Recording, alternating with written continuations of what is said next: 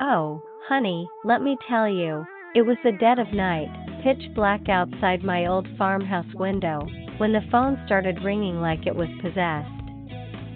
I picked it up, my heart pounding, and there was her voice, my mama's voice, clear as day, even though she'd been buried 6 feet under for over a year. "Hattie, darling," she whispered, "open the door, let me in." I froze, chills running down my spine, because what happened next uncovered a secret that tore my family apart, but in the end, brought the sweetest justice you could imagine. If you've ever felt that shiver of betrayal from the ones you love most, or dreamed of the truth coming out in the most unexpected way, then darling, hit that like button right now. Subscribe to Voices of Grandma Hattie for more of these real-life heart wrenches, and settle in with a cup of tea. This story's got twists that'll make your jaw drop, and a payoff that'll warm your soul. Trust me, you won't want to miss a single word. Oh, hello there, my dear listeners. This is your Grandma Hattie, coming to you from my coy little rocking chair on the front porch of my old home in Willow Creek, Georgia. The sun's dipping low today, painting the sky all kinds of pink and orange, and I've got my favorite quilt wrapped around my shoulders. It's times like these that make me think back on the stories that shaped me, the ones full of love, loss, and those unexpected turns that life throws at us. Now, pull up a seat, grab yourself something warm to sip on, and let me share with you a tale that's as true as the day is long. It's about the night my dead mama called me, and what that call revealed about my family. Oh, dear, where do I even begin? Let me take you back to the beginning, way back when I was just a young girl growing up in that same farmhouse. My mama, bless her soul, was named Evelyn Mae Thompson. She was a tiny woman, no taller than 5 feet, but she had a spirit as big as the Georgia pines. Daddy worked the fields from dawn till dusk, growing cotton and corn, and Mama kept the home fires burning. She baked the best peach cobbler you'd ever taste, with crust so flaky it melted in your mouth, and she'd sing old hymns while she did the wash, her voice sweet like honey. I was the oldest of 5 children, me, then my brothers Tommy and Earl, my sister Lila, and the baby, little Bobby. We didn't have much, but we had each other, and Mama made sure we knew that family was everything. "Blood's thicker than water, Hattie," she'd say, hugging me tight after a long day. "No matter what storms come, we stick together." Life wasn't always easy, mind you. The Great Depression hit us hard when I was about 10, and we scraped by on what the land gave us. Daddy lost a finger in a farming accident one year, and Mama took in sewing to make ends meet. But through it all, there was love, deep, abiding love. I'd help Mama in the kitchen, peeling potatoes or churning butter, and she'd tell me stories of her own childhood, about her Mama and Papa who came over from Ireland during the potato famine. "They built this life from nothing, child," she'd whisper. "And so will you." Those moments, with the smell of fresh bread baking and the sound of crickets outside, they stick with you forever. As I grew older, I married my sweetheart, Harold, right there in the backyard under the old oak tree. Mama cried happy tears that day, pinning flowers in my hair and telling me I looked like an angel. Harold and I started our own family, 3 beautiful children, my daughter Susan, my son Michael, and little Jenny, who was the spitting image of Mama with her curly red hair. We built a life next door to Mama and Daddy, so the grandkids could run back and forth between the houses. Oh, the laughter that filled those yards. Picnics on Sundays after church, with fried chicken and coleslaw, and Mama telling ghost stories around the fire pit as the stars came out. Don't you go wandering in the woods at night, she'd tease the little ones, or the haunts might get ya. But time marches on, doesn't it? Daddy passed first, from a heart attack in his sleep when he was 72.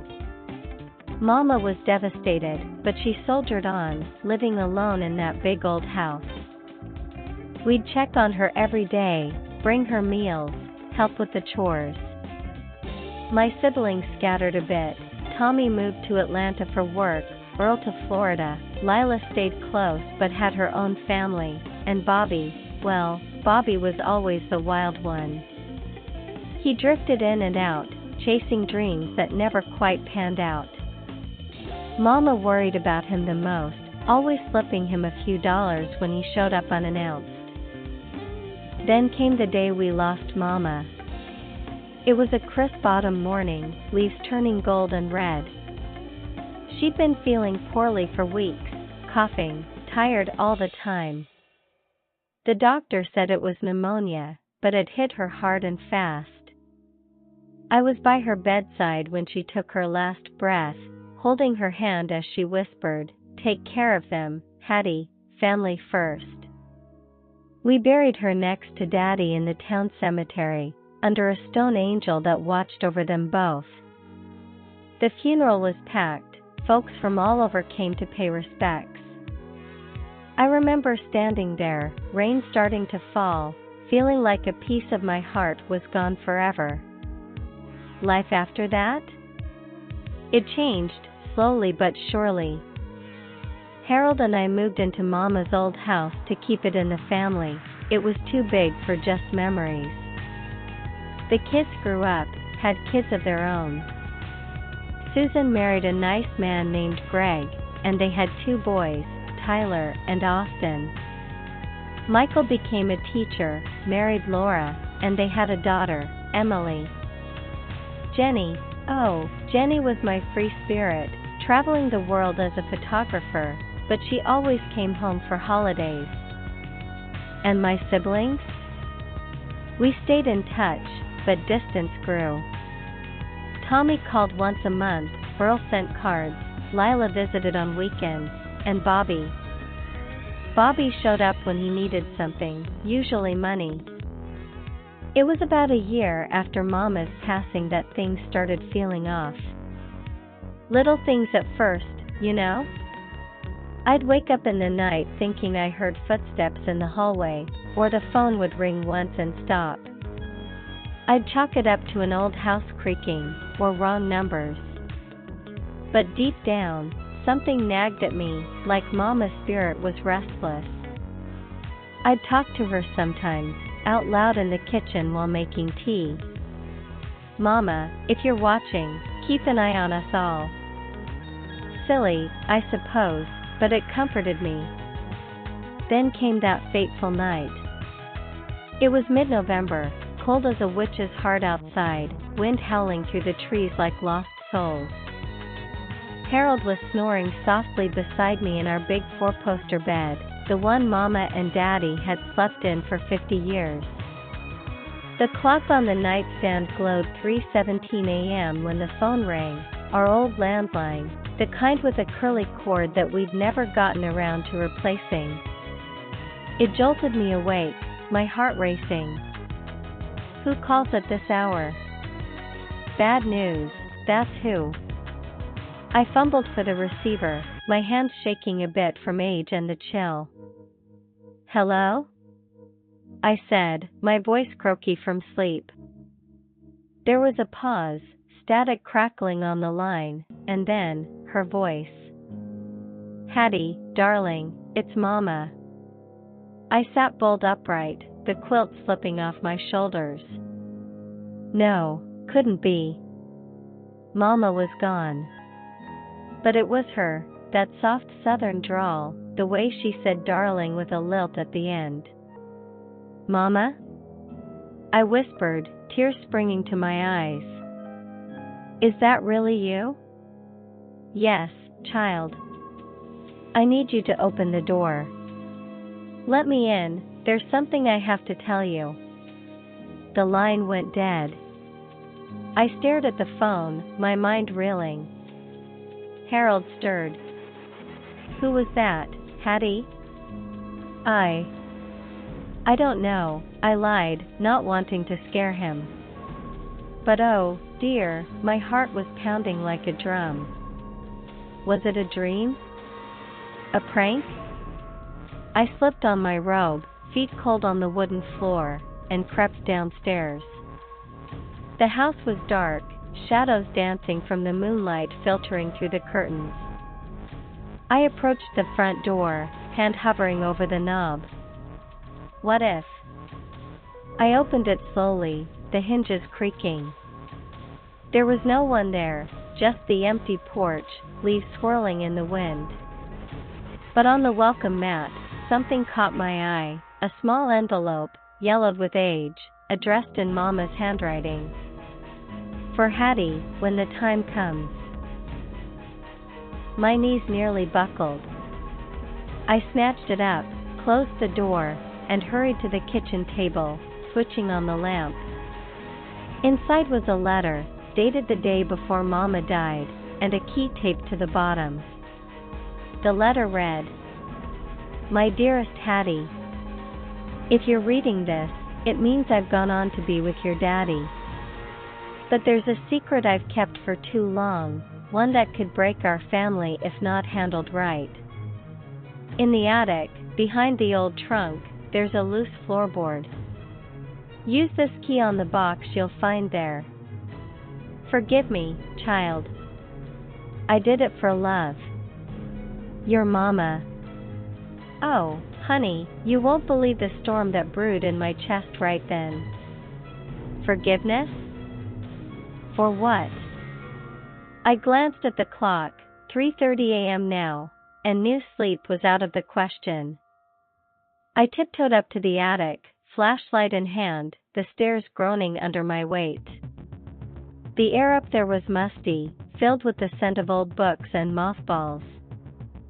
I pushed aside the trunk Mama mentioned. It was heavy with photo albums and quilts, and sure enough, a loose floorboard. I pried it up, and there was a small metal box, locked tight. The key fit perfectly. The room erupted. Accusations flew. Why did Mama hide it? Did Daddy know? From a letter, it seemed he did, forgiving her in silence for the family's sake. Bobby stormed out, slamming the door. The grandkids peeked in, confused. Oh, dear, the heartbreak. Susan hugged me, tears in her eyes. Grandma, how could she? Michael shook his head, this changes everything. But it was just the beginning. As we dug deeper, more secrets untraveled.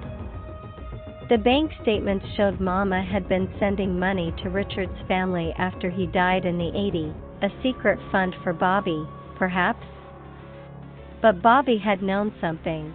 Turns out, he'd found a letter years ago and confronted Mama privately. She'd sworn him to secrecy, promising an inheritance. That's why he kept coming back, expecting more. Betrayal upon betrayal. Lila admitted she'd suspected. Mama confided in her once, vaguely. Tommy and Earl felt cheated, like their childhood was a lie. We argued for hours. How do we move on? Greg asked, trying to mediate. I stood up, channeling Mama's strength. We forgive, like she asked. But we face the truth. The climax came at dinner. Tensions boiled over. Earl accused Bobby of being a bastard child, words he regretted instantly. Bobby lunged, fists flying. Harold separated them, but the damage was done. In the aftermath, we decided on therapy, DNA tests to confirm, they did, Bobby was Richard's. The inheritance? Mama's will left everything equal, but with a clause, to be divided with love. We honored it, but Bobby got extra from the secret fund, as Mama intended. Redemption came slowly. Bobby sought help for his drifting ways, learned about Richard, a kind man, trapped in a loveless marriage.